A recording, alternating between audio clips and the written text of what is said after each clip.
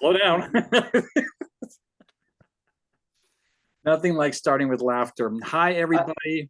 Welcome to Digital PNA. I do have to share the slides really quickly. Let's get that going. That is disturbing, Bob. I'm not going to lie. Okay.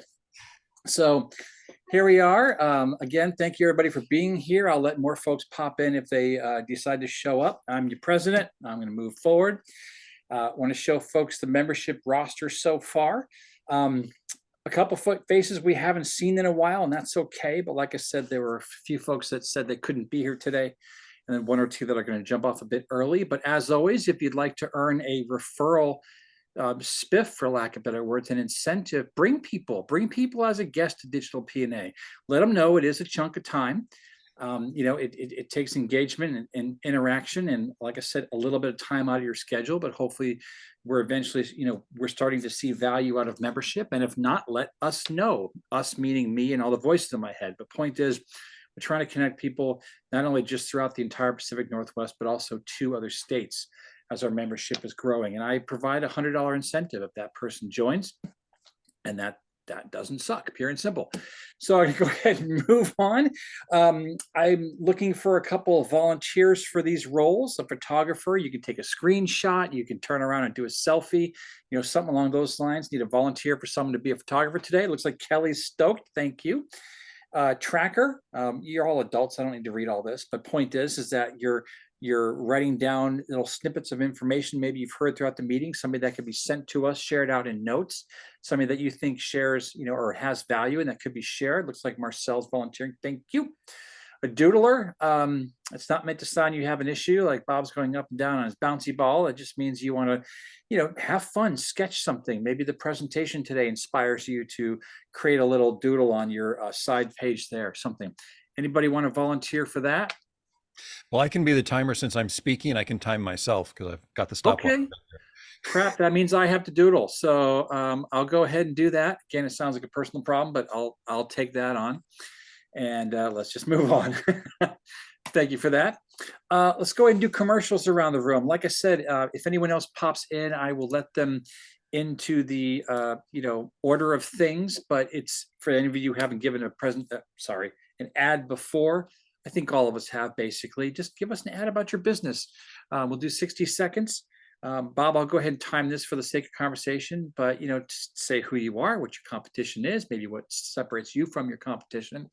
And if you have a win or something like that really cool, you can feel free to share that. So I'm going to stop the screen really quickly, go back to all your beautiful faces, except for that one guy, and let's talk. Go for it. Who wants Only to 60 seconds. How do I condense everything into 60 seconds? I'll do my best. do I'm it. Bob Overton. My company is Top Tier Leadership Training. I am a public speaker on leadership, and I do leadership workshops and coaching. And my primary goal is to transform managers to be the antithesis of most leaders. And what I mean by that, and you'll find out more in my presentation today, is that we have a gap or a lack of leadership today. So what I work on is transforming managers into bosses that everyone loves to work for, that they become the boss that builds trust in the workplace, creates inspiration, and creates an environment where people are engaged and give that extra discretionary effort because they absolutely love who they work for and where they work and what they contribute to. You'll learn more in my presentation, so it's got to be close to 60 seconds. So I'll sign out. Bob Wolverton, toptierleadershiptraining.com. That's actually only 46 seconds, man. I don't think I've ever heard you speak with such brevity. I'm proud of you. It's fantastic.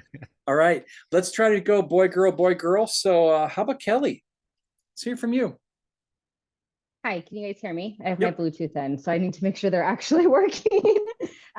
So my name is Kelly Landon. I created the nonprofit, The Union Connection, mostly because I wanted to try and hide the way that I was helping law enforcement when we were getting kind of blackballed from social media. So I actually founded back in Snohomish County under my nonprofit, The Union Connection, because I found out they were all in unions. So we started with going around to support them in 2020. I made over 2,500 bags, just thanking them for their service, letting them know that their community was there to back them. Recently, now that the Rocha trial is done, we are starting to launch the Dan Rocha Legacy Legacy Foundation. We're not sure where we want to go with that. We're switching between like grants for kids or scholarships for kids that want to pursue public safety. We're going to make it really, really big. So it's not going to be like write an essay, get a check. It's going to be, we want you to go through a physical and interviews and mock oral boards and, you know, make it fun and give them a sense of kind of direction on what they are going to be facing. I think that's it. Pretty good. That's great. like, And you earned the chinchilla butt because you were just a smidge over time, but everyone needs a good chinchilla butt once in a while. So great job. All right, so next up, we're going for a guy. Yeah, okay, Ricardo. I'm in. You're it. All right. So Ricardo, Expedia Cruises, we are navigators of spectacular vacations. We're a travel agency in the Mill Creek Town Center. And we help people spend time with the people that they love and value, creating these experiences that ultimately lead to memories. And that's what we're investing our time and money in when we go on vacation. So we help people do that. Everyone here knows somebody that needs a vacation, deserves a vacation. And frankly, they're probably in the middle of thinking and planning about a vacation. And so we'd love you to have them come and see us over here. We can meet in person.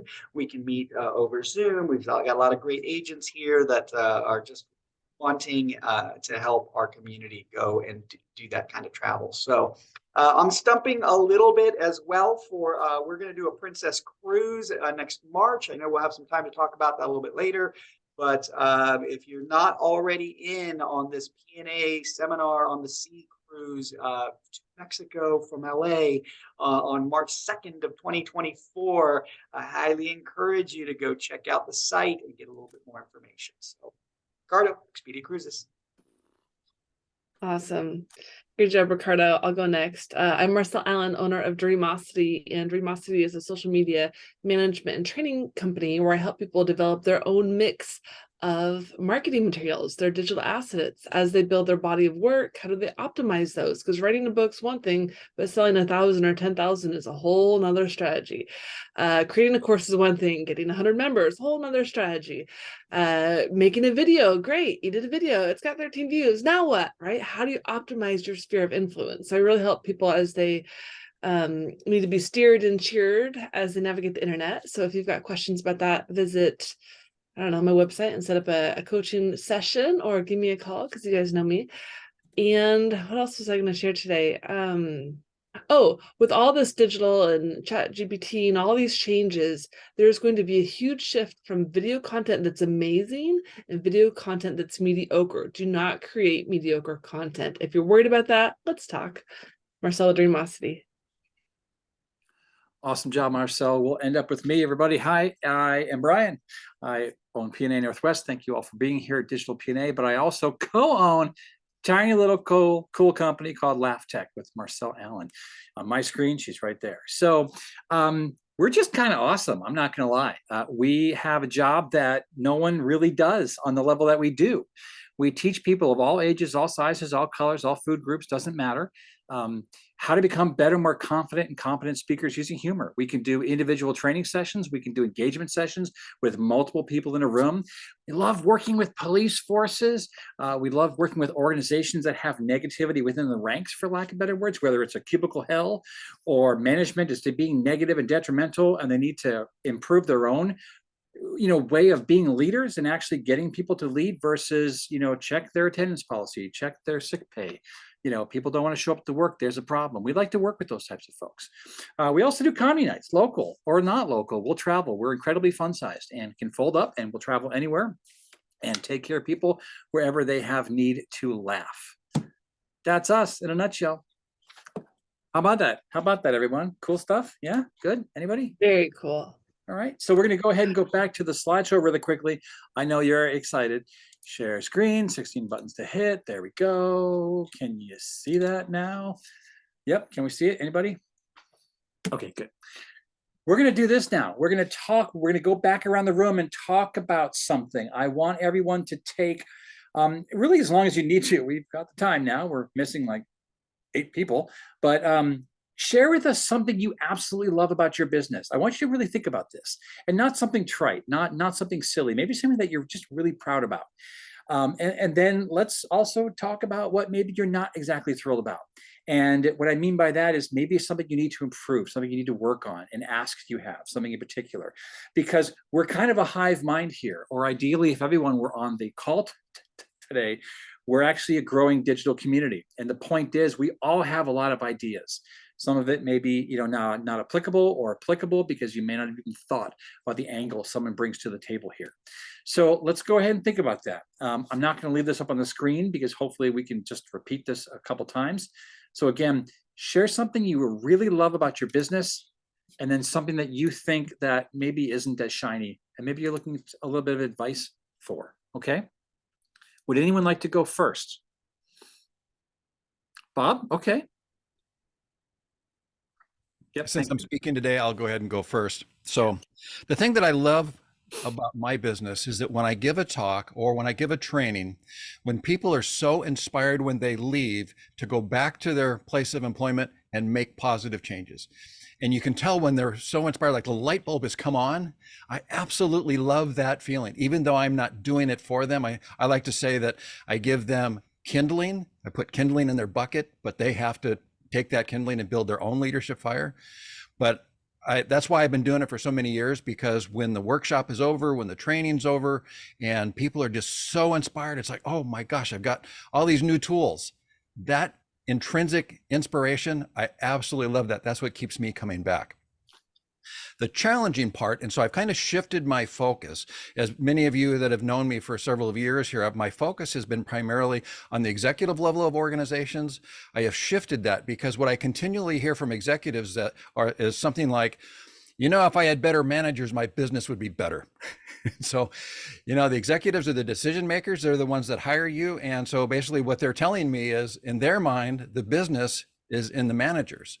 So instead of focusing on making change from the top of the organization today, I prepare managers to become that C-suite leader for tomorrow. But along that way, they can become the boss that people absolutely love to work for. And it's actually easier than you think.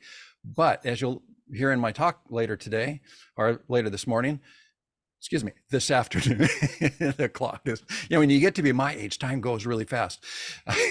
So anyway, as you'll hear later in my talk, is that when it's, like I say, it's easier than you think it is, but you're just not going to learn it from leadership books, because I didn't learn it in leadership books, even though I read all 6,000 of them that are available on Amazon. Well, okay, that's a bit of an exaggeration, but I'll tell you more about that in the presentation later today. That's great. Thank you, Bob. Does anybody have any questions or even feedback on what he just said?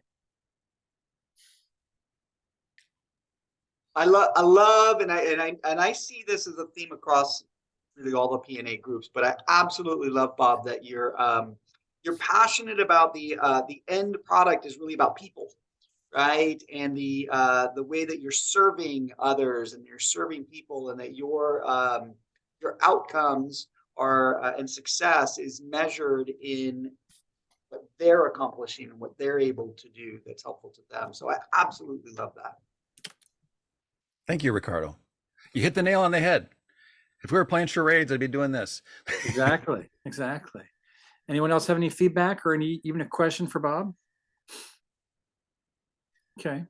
I was going to ask you, Bob, and this is another one of the reasons why digital PNA exists, right? It's the willingness and the want and the urge, and then also the support from its members from the syndication standpoint. Bob, is there something that you want us to do from the standpoint of trying to get your word and your message out? Have you created that mother lode of all 90-minute thing that makes us go, my God, this is the person that we need to share to our network? Or is there something else like that you want us to look into? So as the public speaker aspect, what I'm looking for now is opportunities to speak to associations, business groups, or any other sort of group where they're looking for some leadership insight sort of thing. I have a new website that'll be coming out shortly. I've got a new speaker reel that'll be on that website. I just finished putting the speaker reel together last night. And so I've got these things coming soon. They're just not here today, but basically I've got the outline for the new website, and I just have to give it to the web person to actually build it with all the content, and all the pieces are coming together. So yes, That's great. In the interim, if you know of a business group or an association, or where you might go for your annual training, and they invite speakers to come in for either workshops or opening or closing keynotes, those are the contacts that I'm looking for. And I've got a whole, say, funnel on, if you give me the contact name and what the event is, I can figure out without bothering the wrong person too much to get to the right person. Awesome. Decide if I'm right for their event. Great. All right. Well, keep us updated on that. That's very exciting. And I also want to encourage folks to communicate with each other in between these meetings too, right? All the digital PNA members are on the recent contact sheet that I sent out, like a 10-page document. So like I said, feel free to reach out to folks and share that information when you get it. So great job. Anyone else? Who wants to go next? Miss Marcel, go for it. I'll share, and my background is a sign. So I love getting flowers, and I love giving flowers, and I love designing and doodling and using flowers as a metaphor. I also love ideas and people and the aha moment, but flowers right now are just kind of on my brain. I think the thing right now that I do not care for is whether it's my inability or I'm not sure what, but managing expectations is somewhat tricky when it comes to social media, because sometimes people are expecting 30 days to have like miraculous results. And I can't always tell if they have the habits and the behaviors and the foundation warranted for major success, right? So managing that, hey, don't expect, there'd be a $20,000 a month your first month. At the same time, it could be if you've got some amazing things in place. So that is kind of difficult because it can be sensitive for people. And I'm a student of, persuasion and financial joy and all those things. So it's in social media in general. But when people have these really high expectations, and I'm like, your habits and skills don't match that type of results yet. And that's hard to say because I'm Hallmark and I want to be like, yeah, you can do it. Part of me is like, it's not gonna happen. So I think that's hard for me, is when people don't win, because I want them to win. So there you go. Okay. Anyone have any comments or feedback for Marcel? I love you, and I'm sorry. Oh. I love you, and I think you're amazing. Thank you. You've been very coachable. Very good feedback. Yeah. I love that. I was just going to say very, very briefly, the hardest thing about running a business is running the business. And when your business is helping run to an extent, bear with me here, but roll with the analogy, you're essentially running other people's business by training them, inspiring them, engaging with them, and trying to create an action. It's really difficult when you said the reactions and the lack of, I'm sorry, Bob is just going like this. Anyway, point is that it's really hard. And it's hard to, like you said, see those expectations that you have up here, and maybe they hit somewhere down here. Now, granted, you can also flip that coin a lot. I've seen you do it because of the way you train and inspire and lead them. But at the same time, I think in the beginning stages, I'm not aware fully of what your intake process is, even after all these years of knowing you. I think if you set their expectations as hardcore, steadfast, written in stone as possible, that will change some of those results from the Marcel maybe stressing about a customer that isn't performing as much, right? Expectations in place. It's a contract, if it is, right? It's a monthly thing. You've got to do the work in order to get the results. It's going to take 90 to 120 days versus 30. If that is, for lack of better words, pound it into their skull early enough in your Hallmark way, which is brilliant because you're not like, I think it'll eventually solve some of those problems, right? And again, that's my 2 cents worth. Anyone else have any thoughts or support? Okay, Bob? I'll add on exactly to what Brian said, is that if you set a roadmap with a new client, if you've actually got a written document, whether it's 30, 60, or 90-day roadmap, and say, this is the expectations of what you need to do. This is your business, and then these are the consequences if you don't do it. Basically, you're wasting your money. But here's the 90-day roadmap. Week 1 you do this, week 2 you do that, and whether it's number of postings or how you create content or whatever that roadmap is, so the expectations are clear up front. And then that also at the same time, then they're also making the agreement that, well, I signed up for this knowing what the expectations were of me as the customer. And so if I'm not doing my role as the customer, I don't really have anybody else to blame. So I think that setting the expectations early and it's that vision thing again, is what does that vision look like? What are the construction steps to get you to where you want to be in our involvement together? So I think those roadmaps and setting those expectations, like Brian said, is critically important. Yeah. And that's the hardest thing too, when the client knows what their expectation is and they know they didn't do it, and then they feel bad, and then you feel bad for like, it's just, I like to feel good, and those things don't, I just have to appreciate that it's a work in progress, but great feedback. Thank you. Yeah, excellent. Okay. So who else wants to answer the question? You got two other faces here. Yes, me as well, but either way. Kelly, go ahead. Okay, so with my nonprofit, I love that I get to give back to the law enforcement community. So a little deeper about my story is I'm a recovering addict, and I had 10 years clean and sober on the 9th, which ended up on Easter, which I think is really freaking awesome. But being able to give back to the law enforcement community and connect community with law enforcement again just fills my soul. And then when I get to sit down with law enforcement officers and tell them my story of how they impacted me and how I wouldn't be here without them, that's everything to me. What I don't like about what I do is gathering the community together to donate $5. Like I went from my first year, I got like people were giving me $100 bills to today, like I can't even get someone to donate $5. So like it's definitely gone down, but it's also getting popular to support law enforcement again. So I've also had like 4 or 5 more nonprofits pop up since I've started in the last 3 years. Yeah. So I'm definitely missing community events as I have kids running all over my house. Sorry if you can hear them crying. I am missing the community event aspect of it, but I'm also missing the support. Like I can't even get board members to stay on board because they can't handle the backlash of being a law enforcement supporter.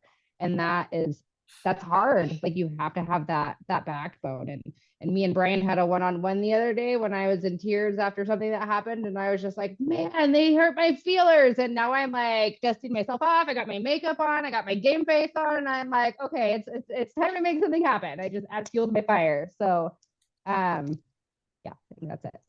Awesome. Oh, thanks for the clappy hands. You're welcome. You're welcome. Cheers. Okay.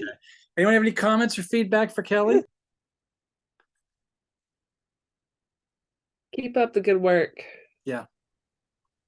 Yeah, I was gonna. Oh, Ricardo, go ahead. I saw you take a deep breath. Yeah, I think when you're doing something that you're passionate about, and maybe, I mean, there's some things like a travel agency is kind of easy, right? It's one of those things that who's going to be upset with a travel agency for the most part, right?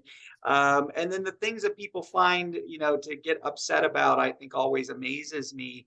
But when you've got something that you're passionate about that's meaningful to you, and you are just living it and having that opportunity, I mean, I hope those are the things that sustain you through those moments where the folks that just don't get it, they don't get it, right? And that's their thing and their problem. And ultimately what you get and what you perceive, I mean, that comes through, right? And I think I happen to be I love law enforcement, right? Everything that it stands for, but I hope that if I was on the other side of it, I would still see your passion just kind of going through it and saying, maybe there's something I need to acknowledge and respect about that. So I would it's cliche to say, just keep going, right? But I think it's that enthusiasm and passion and the meaning to you that is really impressive to me, and hopefully changes hearts and minds for others. Well put. Well put. I wish we could do like music in the background as you said something like that, because in my head there's always a music thing going on. Yeah. Yeah, but it's weird music. I'm glad we can't hear that. Okay. Yeah, you know what? I just want to. Bob, go ahead, please. Oh, so I was just going to say, Kelly, you're actually in a really great position where you can make some positive impacts in the law enforcement, say, attitude or culture. So I don't know if you know this about me. I spent 34 years in law enforcement, and so. I'm second generation law enforcement. My sister-in-law was in law enforcement. And I remember there was a time at a Thanksgiving dinner where my sister-in-law was talking about the people in the community that she served and how they were all dirtbags. And, I said, well, come on, really? Not everybody in your community is a dirtbag, right? And I don't know everybody. And I told her, I said, you've gotten so jaded, you need to get out of the industry. You know, you're not doing yourself any favors. Ultimately, she wound up getting fired anyway. But there's that sort of mindset sometimes that people that are addicts, that they made bad choices with their life. And so they can be looked upon in a very poor light. But in your story, and I don't know what your entire story is, but where I'll tell you my story, where something really changed for me is I met these people through my professional relationship with my wife. And they had a son that when he was about 12 or 13, he was diagnosed with leukemia. And this was quite a while ago. And so he's in Children's Hospital. He's admitted to the hospital and he's getting treatment for the leukemia. And back in those days, they used to also treat the discomfort with morphine. So they got him over the leukemia, but then he came out, he was addicted to morphine. So they called Children's Hospital like, hey, my kid is addicted. You know, and I said, well, you know, we're not an addiction center. I think they have an addiction wing now in Children's Hospital, but they didn't back then. So they spent millions of dollars in treatment program after treatment program after treatment program, and nothing was ever successful for this kid. And it was not that he made any bad choices, it was just the circumstances of his life. And so then when I would see addicts on the street, you know, whether they're nodding off or whatever like that, I would think, I haven't walked a mile in their shoes. I don't know what their story is. But it was learning that story, and maybe you might have a similar sort of story to share that can change that perspective to understanding that, you know, this person is struggling with something that's beyond their control. You know, and to look at it differently. It wasn't just the fact that they either made or continue to make bad choices. It's just a disease that they can't get control of. And so changing that mindset and helping people see that bigger picture, and just to take a moment to realize, you know, I haven't walked a mile in that person's shoes. I don't know what their story is, but I certainly can. I'm in a position where I can help that person. And so I think your story can be very compelling. So don't give up. Yeah, outstanding. Okay. All right, moving on. Ricardo, I'm already forgetting. Have you answered the question yet? I haven't, but I don't want to follow now. Yeah, geez, Louise. You know, Just make similar. something up. Again, kind of the theme that I see in many, many years in PNA is, and I was sharing this with someone that had visited recently.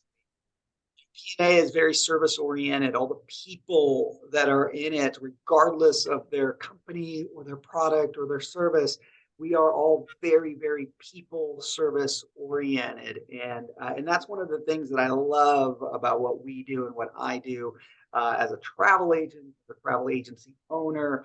I get to have this little mini mission of serving others in very specific ways. And whether it's agents, you know, we're ultimately helping those families and friends and individuals go and spend time creating these experiences and creating these memories and sharing them with the people that they value most in the world. And it's so gratifying and so satisfying, and story after story after story of people saying, oh my gosh, this trip, this little trip, right, that they took, it shouldn't have been earth shattering or life changing, and yet it was. And so I love that we can positively affect people in that way. On the downside, you know, things that I wish were a little bit different and that we're kind of have a gap in. I don't have enough agents. And if there's a specific ask, is I just need you to put me in touch with people who, you know, they're the center of attention. They're the life of the party. You know, certainly if there are people that already enjoy traveling in specific cruise travel, I need more agents, because if there's anything that's affecting my mini mission, it's that idea that there's not enough of me. I need other agents to be able to do that.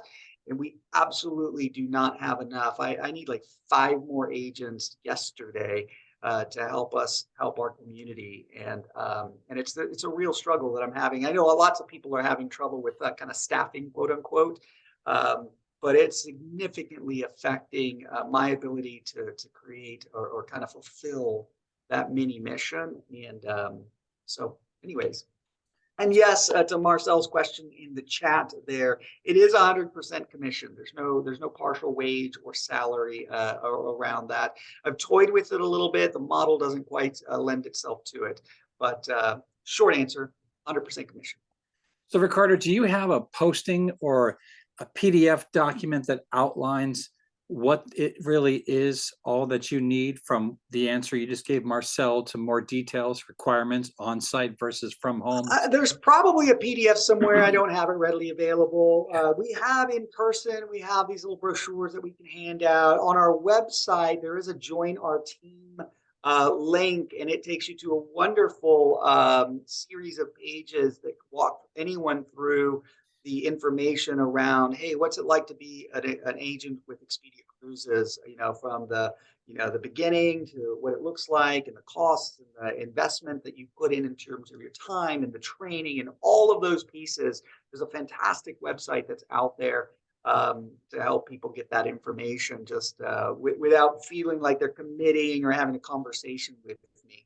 So let me toss you my 2 cents worth, and you can give me change back if necessary. All that sounds great, but I doubt anyone's going to spend that much time on a site like that because there's so much content, or at least it sounds like it's so content rich, it could be overwhelming. What I'd love to challenge you with is film your own 90-second video, the camera in front of your nose or on a stand, whatever, with a nice picture behind you, meaning not in this type of format, film it and talk about the key reasons why people want to work with Ricardo from Expedia in Mill Creek, because you are the one that will bring in hires. It's your personality, your charm, your recently competitive quaff against mine, okay, that is going to bring in people. Then direct them to where you want them to go to learn more. And if possible, have a simple one-page flyer, again, your newly trimmed headshots, whatever, a link to go get all that information to be inundated. But the important link is to click here or scan with a QR code for a free consultation with me at the office. Because you're the one, you're the charming one. It's that simple, right? And that document, we can all share out to our networks. Okay? Yeah, I love it. Good feedback. I think video for sure, putting something succinct together that kind of captures the moment. And I don't know about a little one-page flyer. I'm sure we can put together something or already have something that's kind of infographic style. There is a little bit of a thought process around the stepping people through it, because there's a lot of folks that get excited about being a travel agent, and ultimately it's not enough, right? They have to have really more of the desire to want to do that. And but I'm with you. I think giving people a little hook that's to get them to the site, to get them to that stuff is important. So thank you. Cool. Thanks for that. Yeah. Any other quick feedback? Questions? No? Okay. I'm going to go really quickly, and then we're going to go ahead and move into our speaker of the day, which is Bob.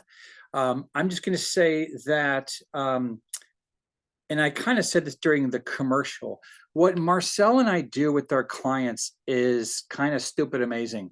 We literally just recently closed an opportunity, and we're going to be able to go do it next month, all because a person at a different event participated and then went online to a Zoom meeting and just literally was like, wow, this is the stuff I just did at this session, and it's amazing. And all of you on this call need to do it, and you need to set it up, and we're going to use my facility, and you're going to come on down, and let's make it happen. And it did. And it's like, that is the coolest thing. And now, granted, I'm a salesperson by career and by trade. Marcel is as well. We didn't have to sell that. We just did it somewhere else in front of a bunch of people, led a great engagement session with like 5 or 6 representatives. And then that power, that word of mouth and excitement ended up generating a new opportunity.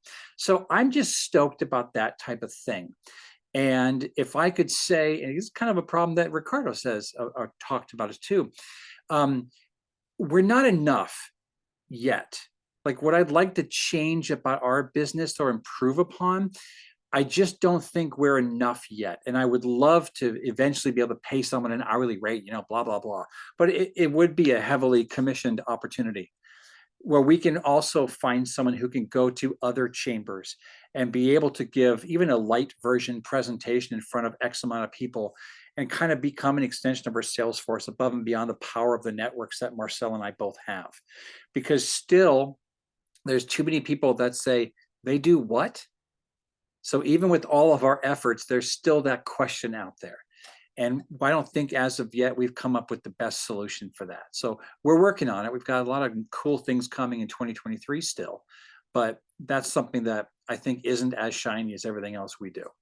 So there we go. That's what I got. Anybody have I'm scared to ask this. Anyone have feedback? Yeah, did you record that Zoom meeting where that gal like sold us phenomenally?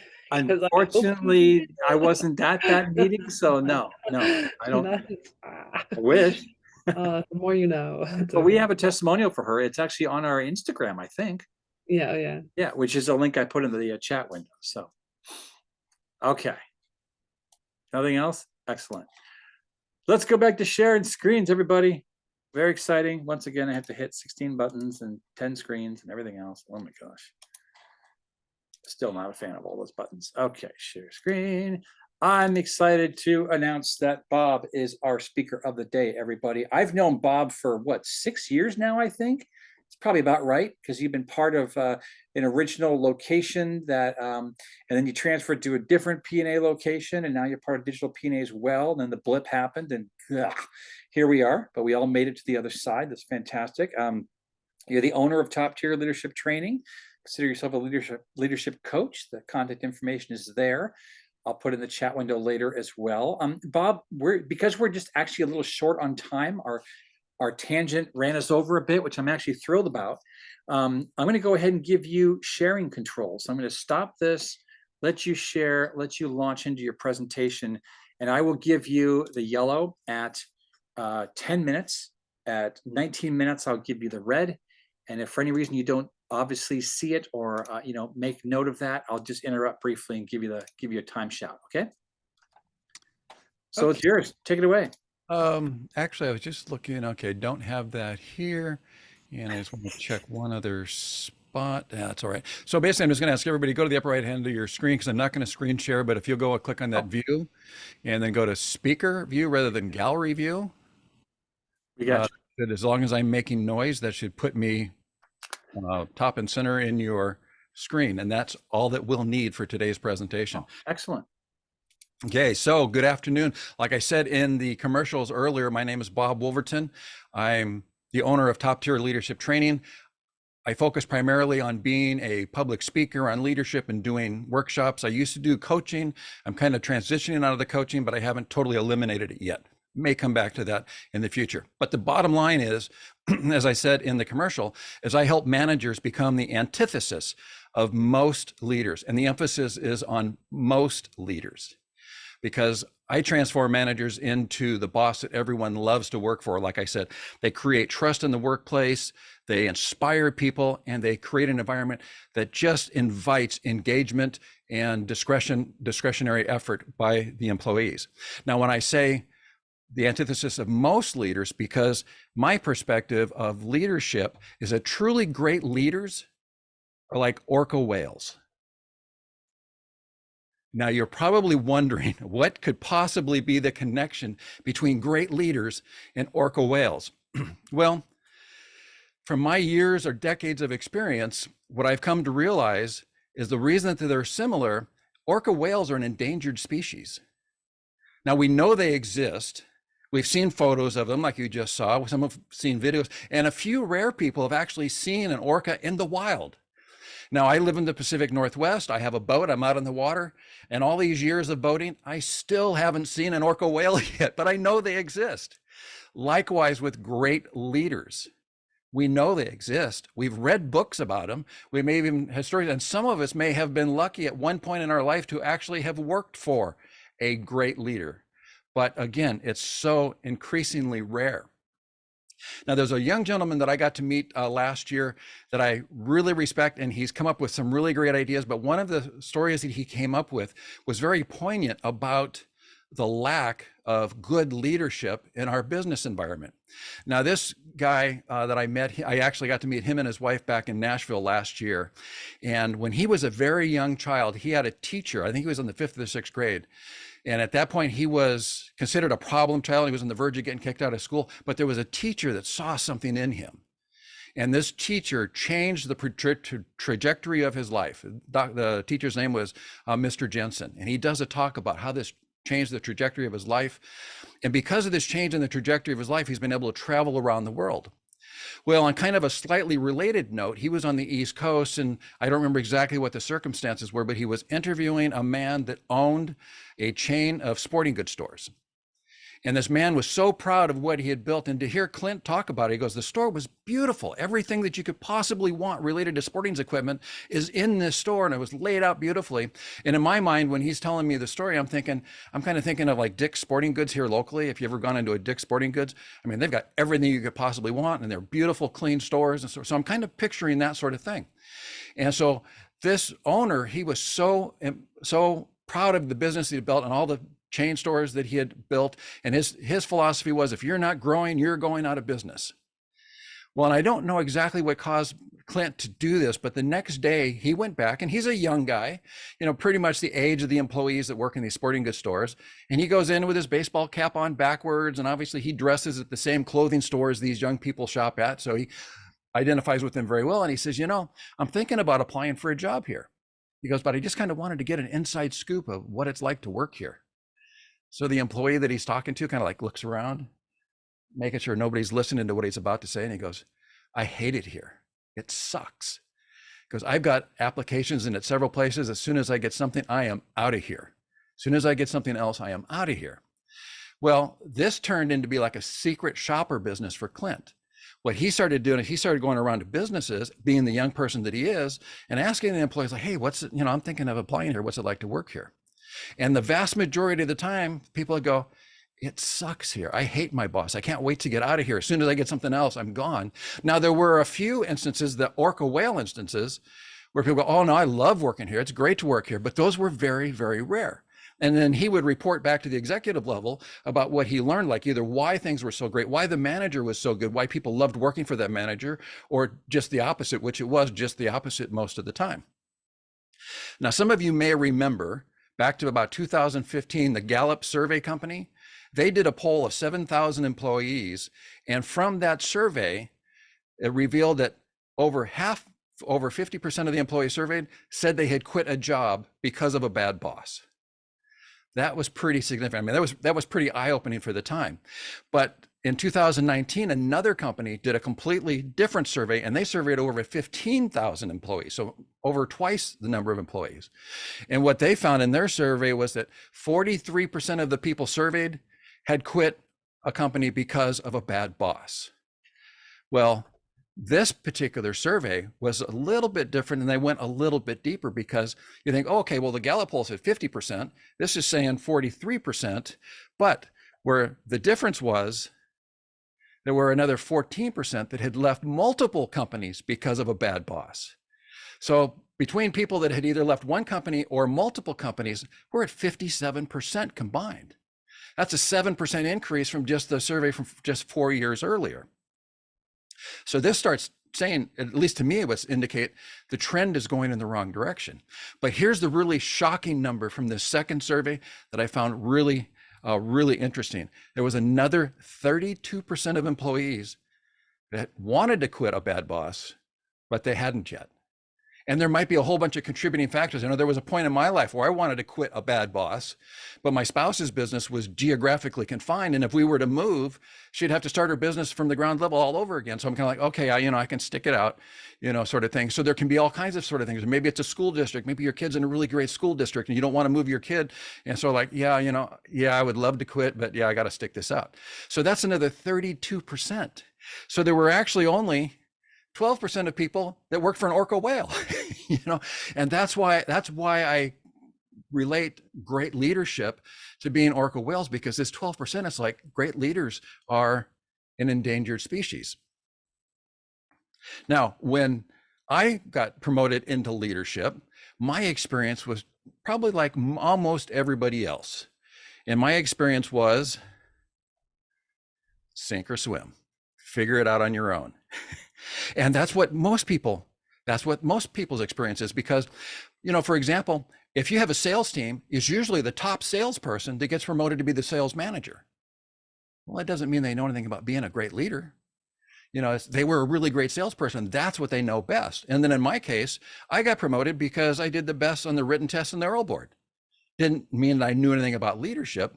And so I did what most people do that get promoted and they're put into these sink or swim situations, is I read all the best-selling leadership books.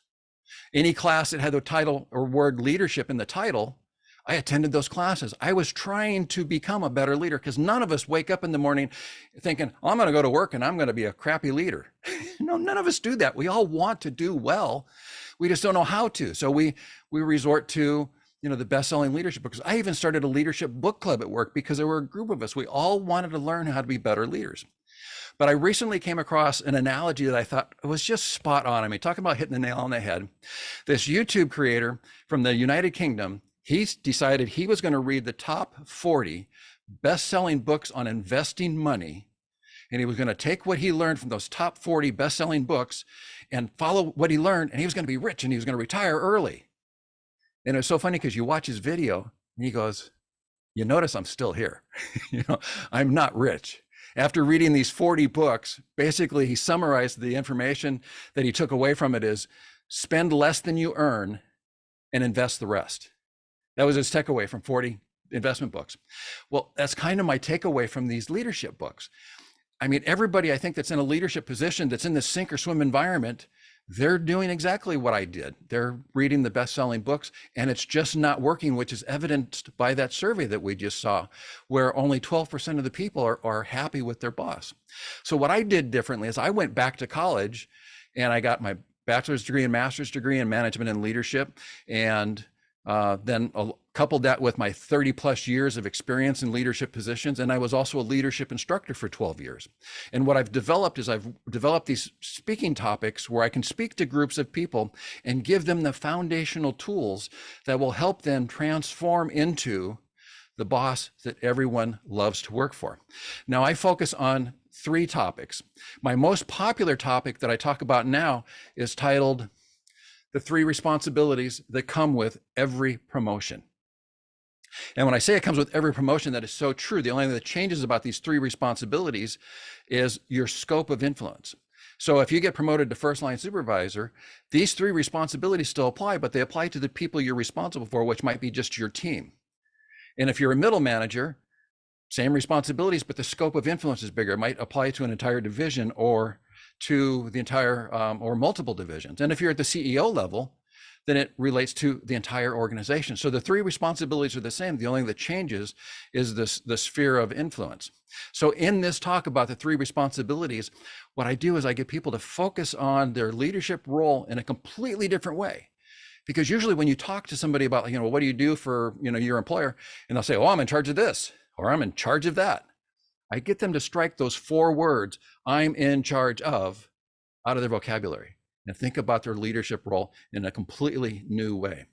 I also get them to focus on the expectations of the outcomes so that we eliminate micromanagement. And through these tools, these 3 responsibilities, give them the foundation so they can quickly become the boss that everyone loves, admires, and respects without being a people pleaser, still upholding the objectives of the organization, but bringing people together to create that environment that I was talking about.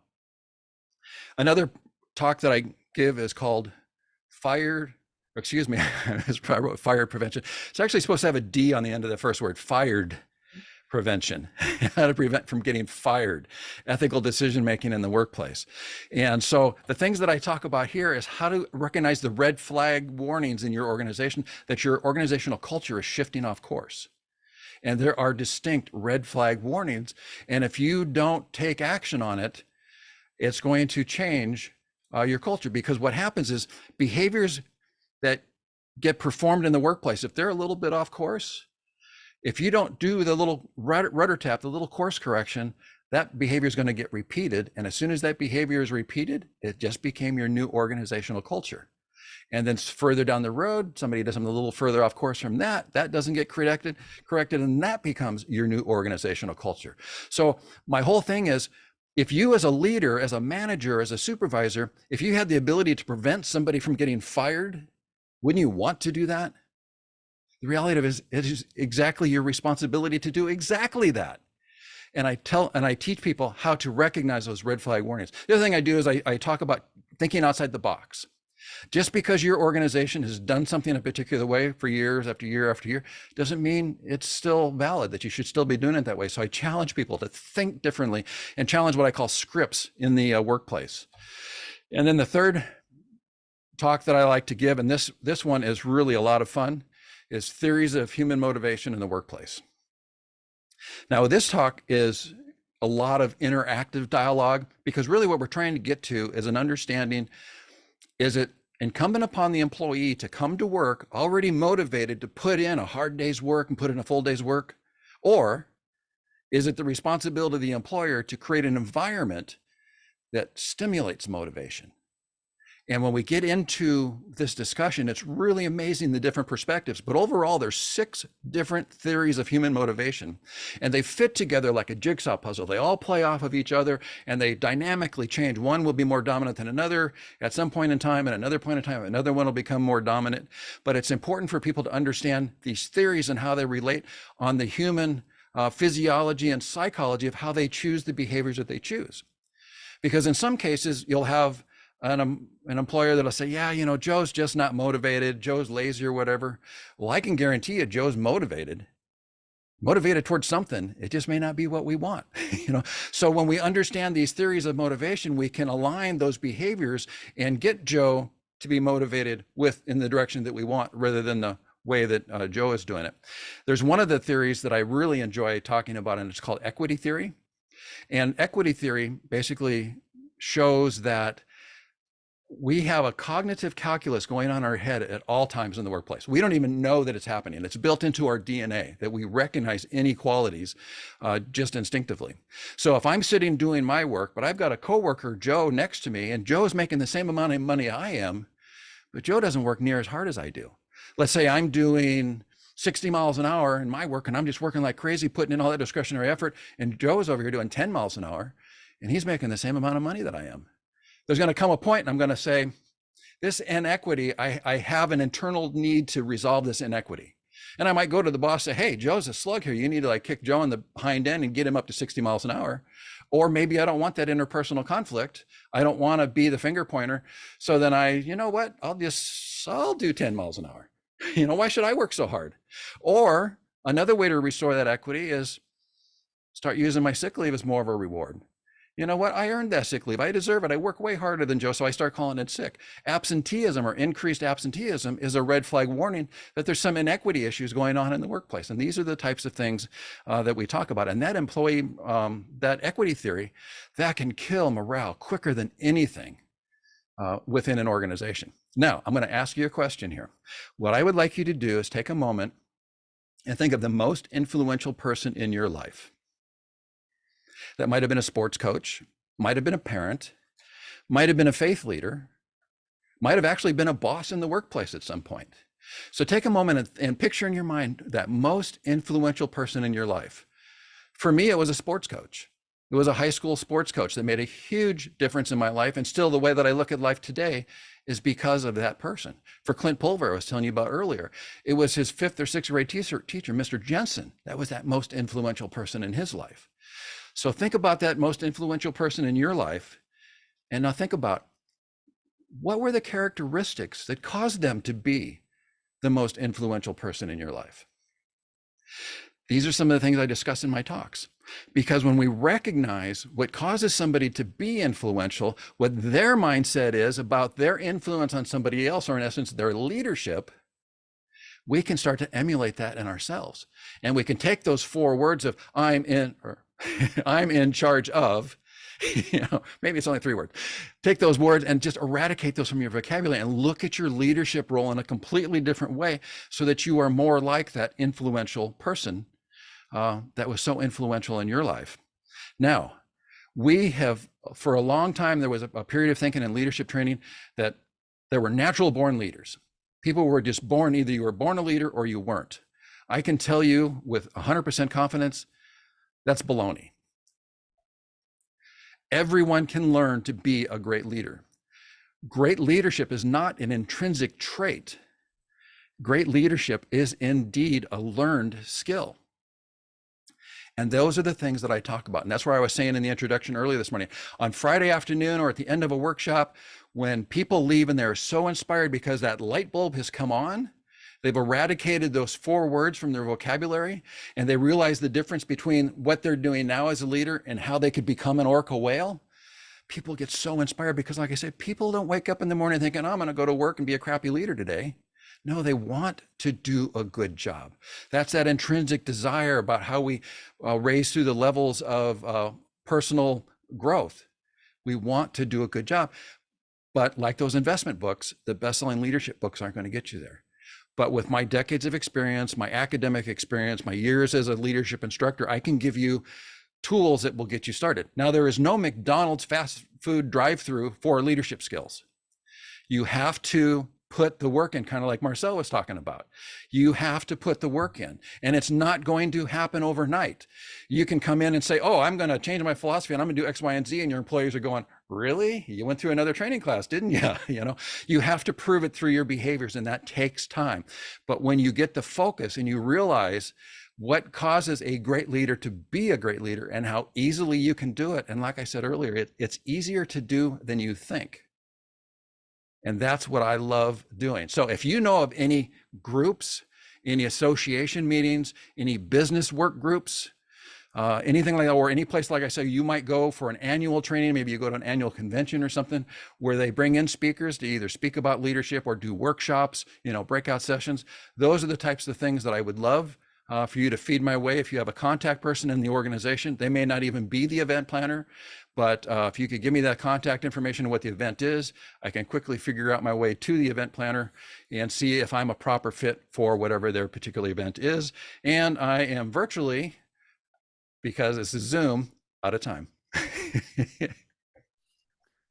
Bob, great job. Fantastic. Fantastic. Not a dry eye in the house, man.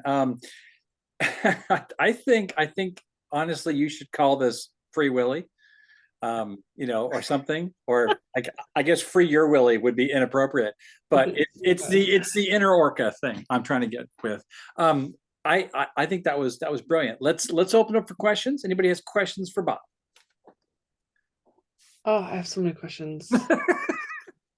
Just about general leadership and my own ability. What would you say are 2 or 3 of the most important new behaviors a young leader has to be able to conduct easily? Well, you want me to give away my workshops on? No, just a couple behaviors. Is it smiling? Is it cracking a whip? Like what are the behaviors? There's 2 complaints that compromise basically 80% of all employee complaints, and that's micromanagement and lack of direction. I address those in my talks and in my workshops. And part of that micromanagement issue is eradicating those 4 words from your vocabulary. I'm in charge of, and looking at your leadership role in a completely different way. And see, this is the problem where you're thrown into a sink or swim sort of environment, because you got promoted because you were a really great technician. Maybe you were a really great salesperson, or maybe you were a really great carpenter, and now you're a supervisor. And so when somebody comes to you with a problem, you fall back into your comfort zone, into your sales or your carpenter role, because that's what you knew so well, and that was your comfort zone. And so it's just easier for you to just fix it for the employee rather than develop the employee and be responsible for their success. And being responsible for their success is a clue. Oh, did we just lose him? Second. Oh, Okay. So my computer freezes occasionally. So anyway, when I talk about being responsible for somebody's success, that's a clue about changing that mindset. And the clue thing is, I learned that at the FBI Academy. They would say, oh, that's a clue. And they'd stomp their foot like, yeah, you need to listen to this part. Oh my God. So changing that mindset is really big. Providing direction, we've talked about that before. If you don't clearly communicate expectations, and I think the person that said it best was General George Patton. He said, don't tell people what to do. Tell them what you want them to accomplish and get out of their way. Their ingenuity will amaze you. My talks and my workshops go deep into that. Basically, don't be the fixer. Don't fall back into that technician mode. Tell people what you want them to accomplish. Make sure they have the knowledge, skills, and ability to do it, and get out of their way. Yeah. And then coach them along the way if they need that sort of help. So to answer your question, Marcel, that's the best that I can give you without getting into a 4-hour workshop. Thank you. I appreciate it. Good. Bob, I wish I could put you in the DeLorean and have you talk to many of my bosses and maybe even me as a boss, because everything you talked about in terms of stats and the nature of your talks, they just seem so relevant, timeless, really, because back then or now. And so I'm definitely eager to try and find places to fit you in, because I think it is world changing what you do and making work life that much better through better bosses. Well, thank you, Ricardo. And I will say, I've had a whole series of bosses over my career. I had one really great boss that I got to work very closely with. And now in hindsight, there were things that he shared with me while I worked with him that still went over my head. I didn't have the workplace maturity to completely understand what he was sharing with me. But now in hindsight, I get, oh, the light bulb has come on. I know exactly what he was talking about, even though I didn't fully understand it then. As you get that additional experience, what I call the institutional knowledge in essence, and your perspectives broaden. And so I hope to take those and share the reason why I didn't understand it when I was younger, and be able to put it into a format where young people can understand it today.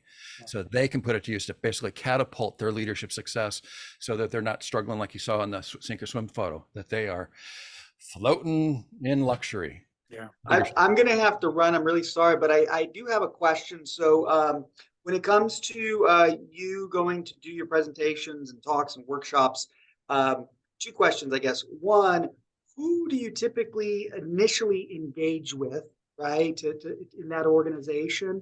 What is your first kind of point of contact, or who would you like that to be? And then who ends up hiring you, right, signing the contract and getting you saying being the decision maker and saying, yeah, let's bring that guy on board? So initially, it can be anybody that's associated with an event, whether it's an association meeting or anything like that, because from that, I mean, basically my initial cold call contact, for lack of a better term, is like, are you the one that hires speakers, or can you direct me to the person that is? That's short and quick. No, I'm not, but here's the committee, or who's the person, and then we get into a more detailed discussion, and I've got, abstracts of my talks that I can provide to them and so on. So anybody related to some sort of event, and then I can ask them, are you the decision maker? Or if not, can you direct me to the decision maker? And then we just, that way I don't waste somebody's time with, a 2-page sales pitch, because they're not interested if they're not the decision maker. That's awesome. So anywhere that you go for like your annual training, amongst travel agents, like you said, I'm sure there's other franchise owners that could become better managers, better leaders. Yeah, Bob's just trying to get on a cruise ship, just for the record. I mean, well, coincidentally, I'm going on a franchise owners meeting next week, and so good timing. I'll take your contact info with me. That'll be a good referral stat for PNA Digital. There you go. Okay, so Ricardo, we'll miss you, but if you have to bail, go ahead and have a great rest of your day. We need to go into the quick share screen action here. Dun, dun, dun, dun. We are going to hit up the slideshow and talk about a little bit deeper of an experience here. Let's talk about target market. Let's just discuss briefly who we think his target market is. And Bob, if you hear us blatantly miss something, you have permission to chime in. But you actually really covered it well. I would say right off the bat, it's definitely businesses that have a retention problem, a leadership problem, a motivation problem. Those tend to be the things that I think of when I think about you and the services that you provide. Anyone else? How about some unions? Kelly probably knows them all. Different. I was just thinking that. I was like, I have a whole slew of law enforcement that needs some pick me up. So how much is it? And maybe I could use my donations. Well, and it's interesting, because a friend of mine had told me a couple of years ago that the International Association of Chiefs of Police, who was having one of their annual meetings in like New Orleans or someplace like that, they had a call for speakers out. And so I go and look, and they don't pay their speakers, and they don't pay for travel. And I'm like, why would I pay all that kind of money for travel and lodging to speak for free? Yeah. But WASPIC, Washington Association of Sheriffs and Police Chiefs, LEIRA, well, actually, I don't know LEIRA for sure, but your local chapters, state chapters, they generally pay. And so it's just a matter of finding the right connection. Just because they don't pay doesn't mean I won't speak for them, but I'm not going to invest thousands of dollars to go speak for free. But if it's local, I'd be more than glad to speak for free. Good to know. Thank you, Bob. Anyone else in our target market that we can think of? Okay. I was just thinking about, I know there's some local mechanics, and I feel like their company culture is just terrible. And I don't know if that's a great referral, because I don't know if they and hiring that, but there's definitely a need, because I've seen some terrible customer service people in the auto mechanic world. And even, I think most grocery stores are pretty good right now, but there's a couple local restaurants that could use a pick me up as well. But again, I don't know if they're going to drop thousands of dollars for a motivational speaker. So it's, Well, and let me give you another perspective that to kind of broaden thinking outside the box. So as soon as my website comes up and my speaker reels on there, I've got a contact person for the Washington City's Insurance Authority. I'm going to contact her, and she's responsible for the training aspect, because one of the things that drives me crazy is how many police officers are getting fired, how many are getting charged criminally, and how many are going to prison. And the vast majority of those are so easily preventable. And the fact that they're not being prevented drives me crazy. Yeah. But when I talk into the industry, I have let's just say acceptance problems about my theory on why it's so preventable. But as the insurance provider who's paying out hundreds of thousands, if not millions of dollars in these civil rights violations or wrongful arrest violations, sort of thing like that, the insurance company has a vested interest in hiring me to speak on how these things are preventable, and then they can make it mandatory for the people that need to hear it. Yeah. Yeah. I think the other thing too is like the city of Bellevue, the city of Bothell, like any city of, because then they're dealing with a lot of complaints from I think the residents, like there's the police department, but then the city of, it's like they have all this, I don't know. I feel like that'd be a huge opportunity. Good. Okay. Let's go to beneficial syndications. Bob, I'm stoked to hear that you've got improvements coming to your website. Now, is it a whole new website, or are you just adding content? Nope, whole new website. Okay. I think that's great, because it's going to give you a refreshed level of exposure from the Google, all that stuff from the search engine perspective. I know you well enough to know that brevity is not always your key. So I'm assuming you'll have some documents, some blogs, some stuff like that as well. And that was actually a compliment, since you're very well versed. Get that stuff to us, man, as soon as you can. And I'm very thankful Kelly was here today as well, because I think you have a chance to have kind of some simpatico related conversations and maybe connections that can help each other. I was actually watching you, Bob, as you were reacting toward her story about getting people that can't even donate or won't donate even $5 right now. That stuff angers me. I don't know if that was anger I saw flash across your face, but it was probably an understanding level of frustration, maybe. So I think there's something magical that can happen there. Any other ideas from folks? Well, Bob's got a book out there, and he didn't push it too hard today, but I think I could gift your book to several people, or to a couple presidents of chambers or that type of thing. My other thought for you is chambers, right? Like the several chambers are always doing lunch and learns to get your foot in the door. Marysville Chamber would be great. Mill Creek Chamber, Monroe Chambers, Snohomish Chamber, right? There's a lot of local ones that could be really cool. Yeah. Yeah, I think, to be honest with you, this was my first attempt at a book. And when I talked to other public speakers that have written books, they all kind of concur that, oh, your first book is a horrible book. And I would say that this is not my finest work. I've learned a lot about writing a book since I wrote this one. And so I don't really push this one. I want to write another book that's more in the storytelling aspect, because this comes across very much like a college textbook, because that's what I knew best. I spent so many years in college. That's all I knew, college lectures and college textbooks. So my next book will be way better. However, shortly, when my new website is released and the speaker reel will be on that will give them a much better idea of what I can provide for a chamber of commerce or something like that. That's Well, great.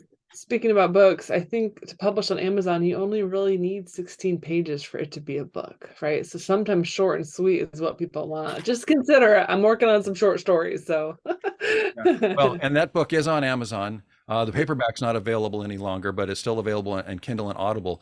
But Yeah, and on my next book, I don't even know if I'll print a paper book. I think I Yeah. may just go digital. Good. Because I don't buy paper books, I only buy digital. I even had a friend send me a book recently. First thing I did is I went and bought it in Kindle version because I can highlight it and make and save changes and find those highlights easily Yeah. rather than thumbing through the pages. Okay.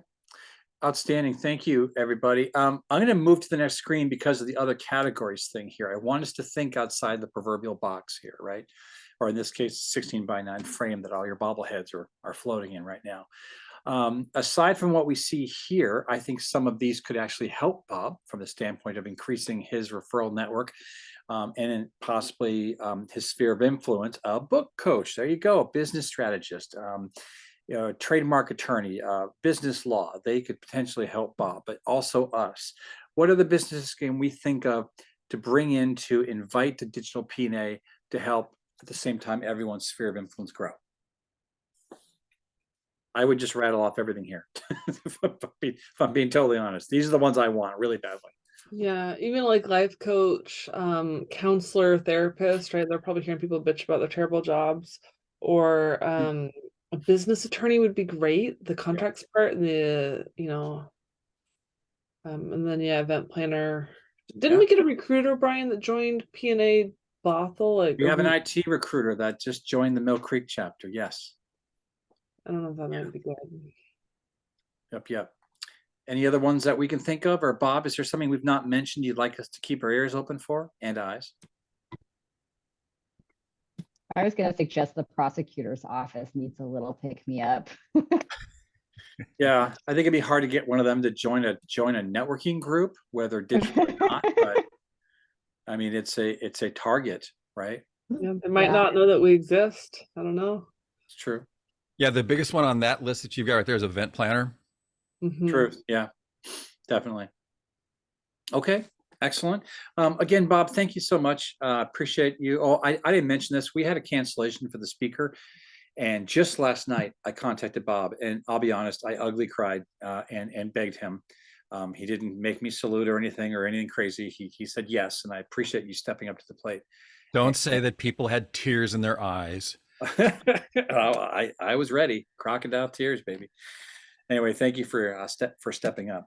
So next up is referrals and testimonials. Let's go around the digital room here. If you do have a referral, speak toward it. And it can be someone who's not here today as well, right? I actually have something to share, but that's, they're not here. But yay for them. Anyone else have anything? Nada? No? Wait, it took me a second to find my mouse so I could turn the mute button off. No problem. So I have this idea, and I was talking to Brian about it. I want to put together some sort of an event day with Laugh Tech, and I would actually like, I don't know if this would be up your alley, Bob, but having you maybe as a speaker as well, talking to the community about how important law enforcement is. And kind of just that pick me up and how we need to build connection again, and that they're not horrible people. And I've kind of been writing out a proposal about me telling my story. Okay, go potty. But yeah, I need an event space. Yeah. But other than that, you guys are all great. Love you all, and thank you for being here. Yeah. And I'm gonna take someone potty now, but I can still hear. Go get them. Oh, great. I really needed to go. Well, and Brian, I was gonna hold your hand, Bob. Sorry. I know I don't say it enough, but you from the Laugh Tech perspective, you're a great business partner, and I appreciate that. But also PNA continues to be one of my best sources of referrals, and you built this organization. So thank you for that. And Bob, it is wonderful to see you. And I still constantly every day, I'm like, what are my top 3 priorities? What are my top 3 priorities? I'm like, Bob Wolverton is like living in my head. And it's a good thing, like, because those are great questions. And I'm so grateful for that. There are many chambers I've spoken at that I'm like, I would love to just pass your name through to that, but really the associations, I got to put my thinking cap on for you, but I know there's a lot of people that need that. And I think what Kelly was saying, there could be a collaborative effort, community event, but there's a little bit of leadership lessons and how do we have that culture? Because I think, kind of side story, but there was a gentleman I was working with, we were going to do like the Mr. Yuck boss, like a survey, like is your boss a Mr. Yuck boss? because the community needs a place to vent, right? And when at Laugh Tech we do rants and raves, but that ranting, there needs to be a formal process, not just, hey, I hate my boss or whatever, but like that. The community needs to learn how to process that anger, right? Whether it's police or medical or I don't know, parenting, right? Like people, because otherwise, if they don't grieve and heal, they become kind of evil and wrongdoers, right? So there's definitely some potential here. So I propose we'll meet the four of us when we're not recording live and actually maybe brainstorm that event and see if we could either get a couple sponsors or somebody's got to pay for it all, or we got to sell tickets, like there's a way, but it could be really quite magical. And I think the community is ready for that. So thank you, Marcel. And for the record, Kelly and I are already working on this, and you're absolutely right. The most important thing is venue, and then how to fill that venue. And I have a process, as you know, Marcel, to get there, right? But the most important thing is location and date. The rest is actually pretty easy. I admit, Bob, I hadn't thought about you as far as bringing you in from a speaker perspective, but I think it's a brilliant idea. Well, again, we hadn't fleshed it out even as far as we've gotten it now today. So stop turning red and bouncing, for God's sakes. But I think you would be brilliant, and it was going to be a Laugh Tech engagement type of an event. So we'd be doing some of our stuff and then bringing in comedy, the actual comedians, but also having a keynote ed session from an inspirational standpoint, I think is brilliant. And you still have clout, you still have street cred, because you were blue and mean on the streets, baby. So there's a draw there. And I think that's a really, really great idea. So yeah, these four people here are going to go do amazing things. Oh wait, let me take a photo. Everybody smile. I'm gonna screenshot. Thank you. So also, I'm excited because I got another pair of folks that are going to be going on the PNA cruise next year in March 2nd through the 9th. Bob, I still want you on it, but point is that Greg Elwin, who's also an ex-police chief from Mill Creek, he and his wife want to go, and he's also the new Mill Creek Chamber president. So I agree with Marcel. Bob, I want to get you in touch with Greg and see if there could be an opportunity to bring you in as a speaker. It's about a 20-minute opportunity, but I think it would be good because I'm on the board, and there's a lot of really exciting changes happening with our particular local chamber, and I think there'd be value in bringing you in. So let's put our heads together on that, and then. Oh crud, I just lost my train of thought. So the Rotary, North Creek Rotary, I'm part of. The president of that group is the head honcho over at the local YMCA. I'm getting her in touch with Michael Enberg from BizX, who is a member now, or in this group. And Michael's really stoked because the program I'm starting with BizX and the YMCA can potentially populate through multiple YMCAs throughout the Pacific Northwest. So for Michael, this can be a huge boom for him and the exposure that they get. So it's in its infant stages, but I'm really stoked to go ahead and do that. And to answer your question, Marcel, I don't know if you're sending it to me private or not, but we're not there yet, but we're almost there. We're on speaker rotation. I'm not going to share the screen right now because I'm just going to say that Bob took it over today. Thank you so much. Corey will be on May 3rd. We've got Karen Koenig on the 17th. After that, I'd like to put you on, Kelly. So so I know, whoa, presentation, blah. Well, guess what? You have Laugh Tech people here who can assist you with that.